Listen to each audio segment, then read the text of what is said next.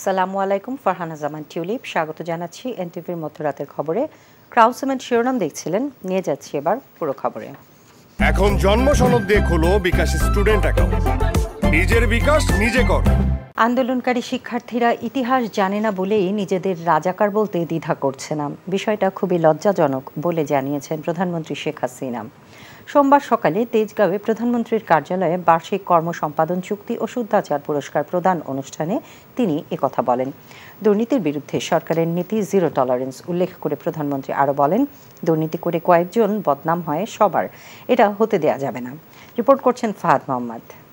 সম্মানিত সুধীবৃন্দ, সরকারি কর্মকাণ্ডের দক্ষতা ও দায়বদ্ধতা বৃদ্ধি, গতিশীলতা আনা, সেবার মান উন্নয়ন ও প্রতিষ্ঠানের কার্যকারিতা বৃদ্ধির লক্ষ্যে 2014 সাল থেকে বার্ষিক কর্ম সম্পাদন চুক্তি স্বাক্ষর ও শুদ্ধাচার পুরস্কার প্রদান করে আসছে সরকার।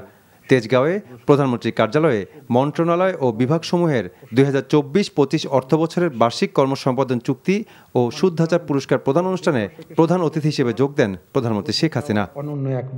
এই সময় বিভিন্ন মন্ত্রণালয় ও বিভাগের সচিবরা বার্ষিক কর্ম সম্পাদন চুক্তিতে স্বাক্ষর করেন এবং তা প্রধানমন্ত্রী শেখ হাসিনার হাতে তুলে দেন। প্রাথমিক ও গণশিক্ষা মন্ত্রণালয়। এই সময় প্রধানমন্ত্রী বলেন, শুদ্ধাচার কার্যক্রম বাড়াতে স্ব মন্ত্রণালয়ের একদম নিচ পর্যন্ত নজরদারি বাড়াতে হবে। দুর্নীতির বিরুদ্ধে জিরো টলারেন্স উল্লেখ করে শেখ হাসিনা বলেন, দুর্নীতি করে খুব কম লোক, বদনাম হয় সবার, এটা হতে দেওয়া যাবে না। যেখানে কোনো অনিয়ম দেখা দেবে আপনারা যথাযথ ব্যবস্থা নেবেন। অনেক সময় এখন আমরা দুর্নীতি জিরো টলারেন্স ঘোষণা করেছি। দুর্নীতি ধরতে গেলে আমাদের সরকারের উপর দায় চাপিয়ে দেওয়া হয়। আমি এটা বিশ্বাস করি না। দুর্নীতি খুব কম লোকই করে, কিন্তু তার বদনামটা হয় খুব বেশি। এই কারণেই যাতে যারাই দুর্নীতির সাথে জড়িত থাকবে তাদের ভিতরে যথাযথ ব্যবস্থা নেওয়া হবে। সরকারি কি বদনাম হবে না হবে সেটা আমি কেয়ার করি না। নিজেকে জনগণের সেবক হিসেবে চিন্তা করতে হবে জানিয়ে সরকার প্রধান বলেন, যার উপর যে দায়িত্ব দেওয়া হয়েছে সেগুলো সঠিকভাবে পালন করছে কিনা সেদিকে বিশেষ নজর রাখতে হবে।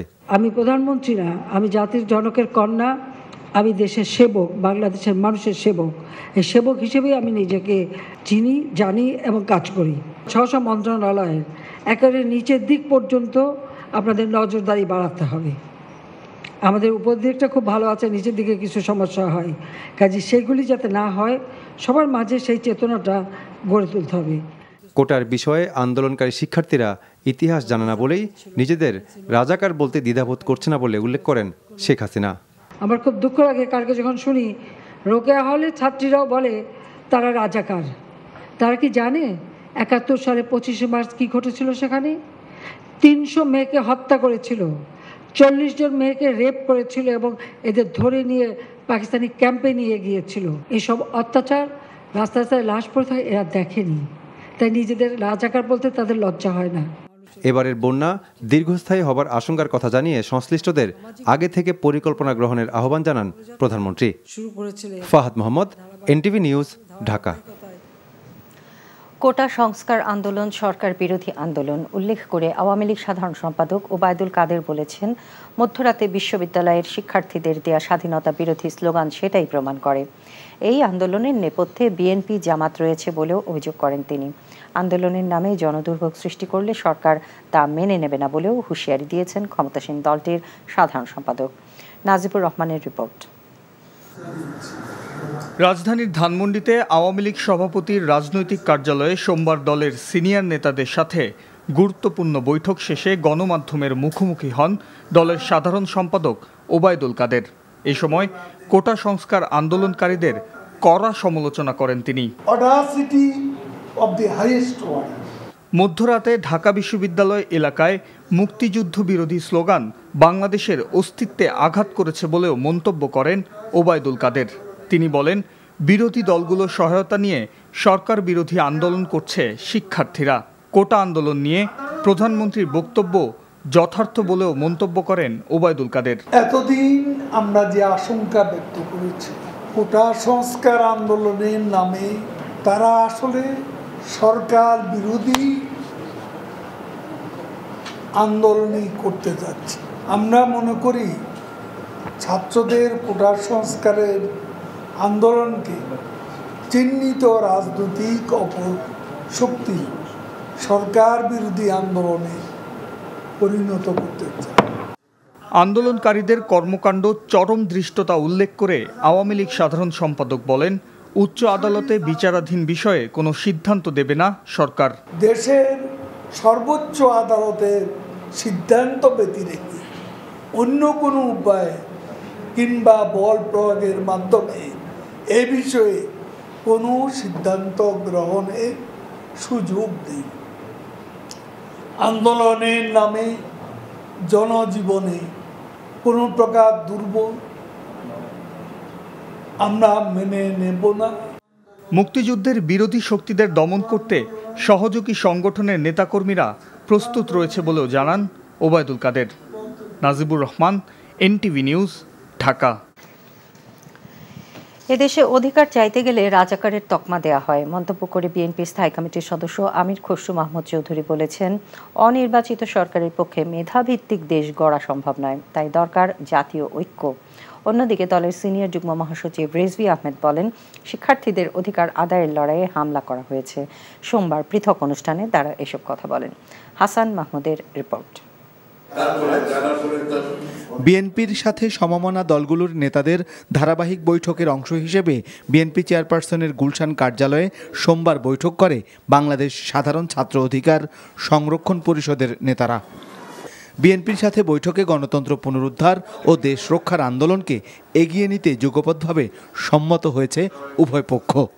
পরে যৌথ সংবাদ সম্মেলনে প্রশ্নের জবাবে চলমান কোটা বিরোধী আন্দোলন প্রসঙ্গে কথা বলেন আমির খসরু মাহমুদ চৌধুরী। ছাত্রলীগ আক্রমণ করছে, লাঠিপেটা করা হচ্ছে, রক্তাক্ত করছে এবং তাদের বহিরাগত এনে থাকা ইউনিভার্সিটির ভিতরে বহিরাগত এনে তারা আক্রমণ চালাচ্ছে। এটা আমরা দেখতে পাচ্ছি, এটা সারা দেশের মানুষ দেখতে পাচ্ছে, এটা সারা বিশ্ব দেখতে পাচ্ছে। আপনি কি দলীয় লোকদের দিয়ে দেশ করতে চান? আপনি যখন অধিকার চাইবেন, যখনই বাংলাদেশের অধিকার চাইবেন, কেউ বলবে ষড়যন্ত্র করছে, কেউ বলবে বিএনপি উস্কানি দিচ্ছে, কেউ বলবে এটা রাজাকার, কেউ বলবে এরা মুক্তিযুদ্ধের বিরুদ্ধে শক্তি। এই সমস্ত গুলোকে নিয়ে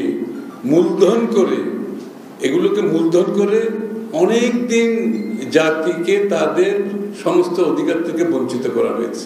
এর আগে রিজভী আহমেদ বলেন, শিক্ষার্থীদের আন্দোলন দমাতে চায় সরকার।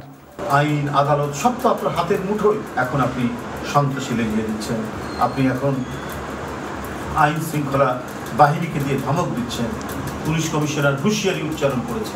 অধিকার আদায়ের লড়াইয়ে নেমে হামলার শিকার শিক্ষার্থীরা, বলেন বিএনপি নেতারা।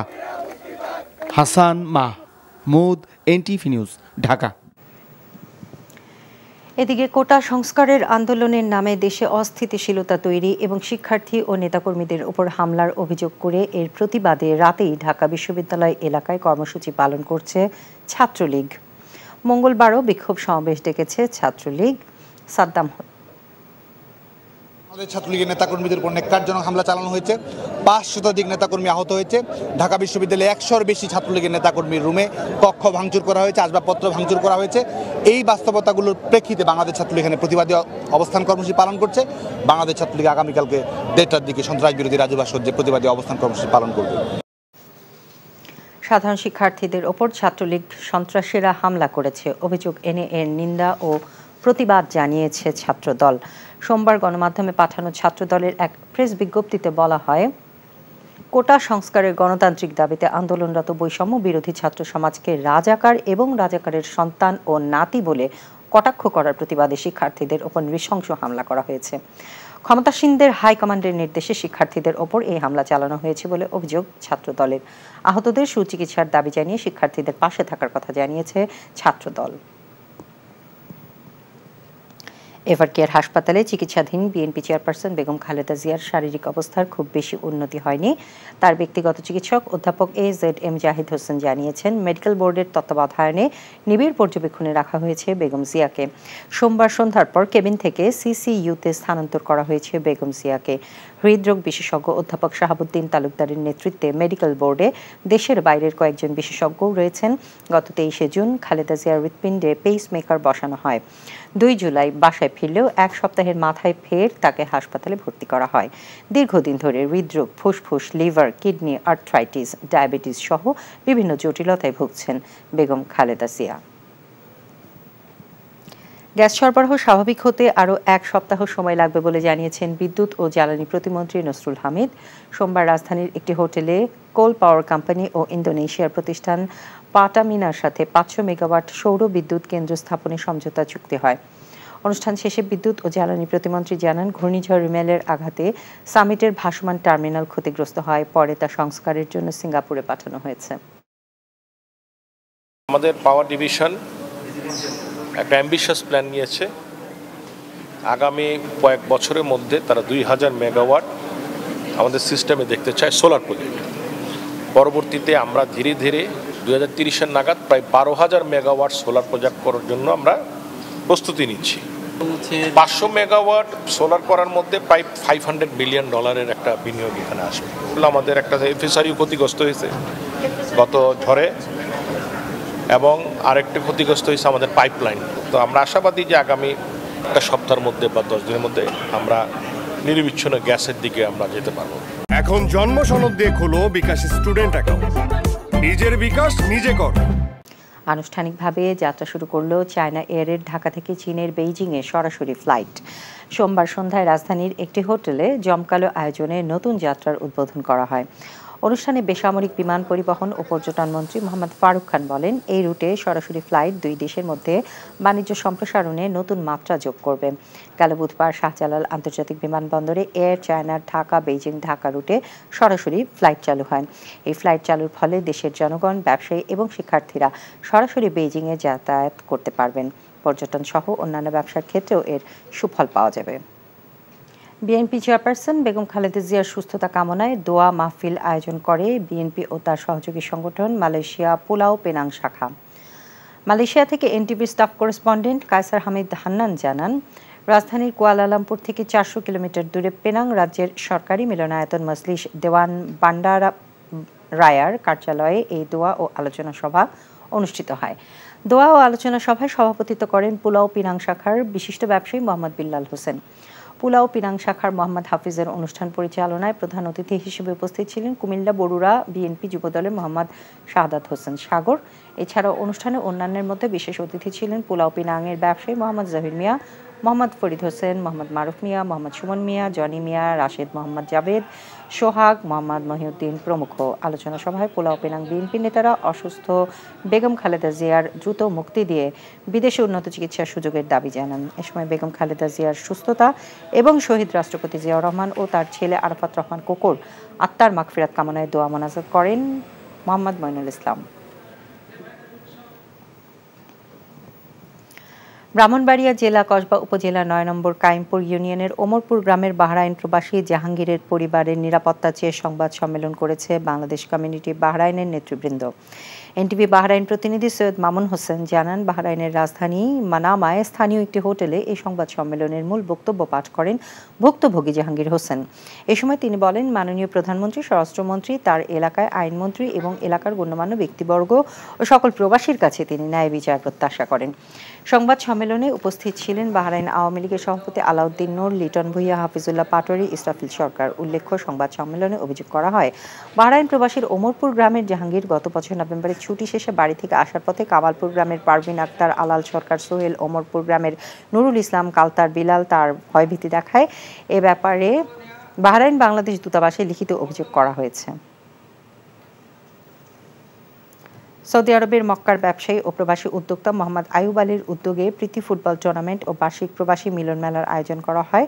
সৌদি আরব থেকে মক্কা প্রতিনিধি কামাল পারভেজ অভি জানান, মক্কার হুসাইনিয়ার একটি স্টেডিয়ামে টুর্নামেন্টের ফাইনাল খেলার পুরস্কার বিতরণ অনুষ্ঠানে প্রধান অতিথি ছিলেন সাতকানিয়ার কৃতি সন্তান প্রবাসী উদ্যোক্তা ও মক্কার ব্যবসায়ী মোহাম্মদ আয়ুব আলী। অনুষ্ঠানে বিশেষ অতিথি ছিলেন উম্মুল কুরা বিশ্ববিদ্যালয়ের এমফিল গবেষক মাওলানা তোফায়েল আহমেদ ও মাওলানা হাফিজ আহমেদ। আব্দুল করিমের সঞ্চালনায় অনুষ্ঠানে বক্তব্য রাখেন ব্যবসায়ী নজরুল ইসলাম, সাতকানিয়া লোহাগাড়া প্রবাসী পরিষদের আহ্বায়ক মুরাদ চৌধুরী, সাংবাদিক খলিল চৌধুরী, প্রবাসী উদ্যোক্তা নুরুল কবির, প্রবাসী উদ্যোক্তা জয়নাল আবেদিন, মোহাম্মদ মহসিন, মোহাম্মদ পারভেজ, ব্যবসায়ী মহিমুদ্দিন, মদিউল আলম, মোহাম্মদ টিটু, মোহাম্মদ জাবেদ। শেষে আগত অতিথিরা চ্যাম্পিয়ন ও রানার আপ বিজয়ীকে পুরস্কার তুলে দেন।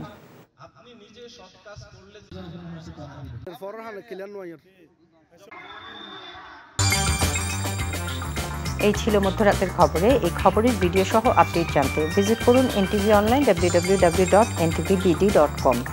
এছাড়াও এনটিভির জনপ্রিয় সব অনুষ্ঠান ও খবরের আপডেট জানতে ভিজিট করুন আমাদের ইউটিউব ও ভেরিফাইড ফেসবুক পেজে।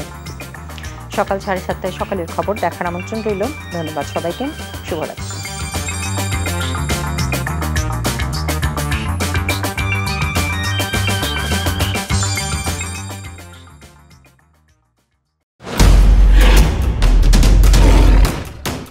মাসুদ চেয়ারম্যান চাপলে কি হয় জানোস না? এমন মায়ের মারুম কুত্তার মতো খালি সাইড পারবি।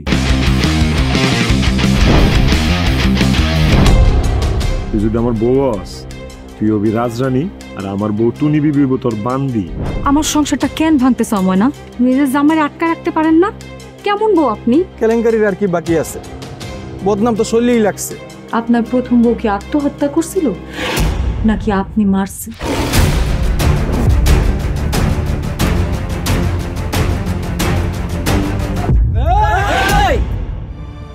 ময়না তো পালাইতে চায় না। ওরে পালাইতে হইবই।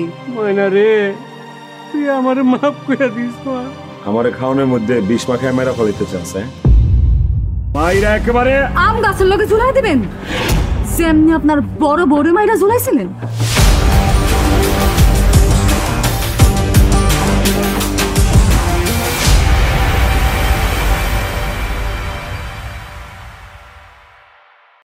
এখন জন্ম সনদ দিয়ে খোলো বিকাশ স্টুডেন্ট অ্যাকাউন্ট।